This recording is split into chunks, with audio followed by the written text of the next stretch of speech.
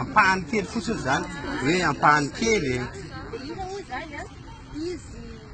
hitantsika rehetrarehetra hoe izy nanomboka an'le hira raha tsy misy mizankaratra tsy misy mihitsy ninira fosy-dokera iny satria raha tsy mitena zany izy raha tsy bevava zany izy zay no tena azafana azy mahitsy hoe bevava atsakatokola raha tsy misy nira mizarakaratra iny a tsy hoisy mandrakizay mihitsy mifosy-dokera satria be dia be loatra le zavatra nyteneniny nitouché anakahy nitouché anahy zany zay no natonga anahy namaly an'le hira fosy-dokera fa le ady zany toko tena misy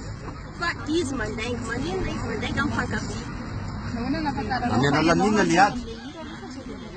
zany asiana le hira voalohany indrindra le tantara tena tantarany ananay roa tena zay aloha voalohany touché anakahy faharoa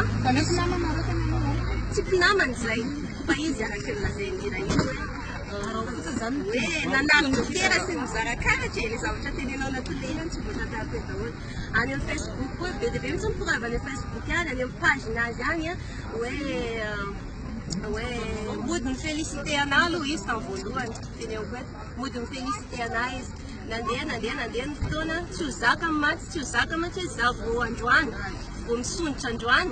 andeha atahorany zany fa tsy hoe andeha atahorany zany za vao misonitra androany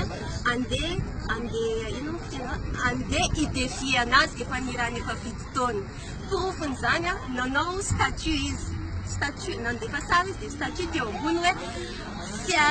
fiarahanay fito taona tsy ho ravan'izay androany zay aloha profy voalohany dia misy be sehoananazy eto fa zay aloha zany dia efa profy mazava be eo koa le tantara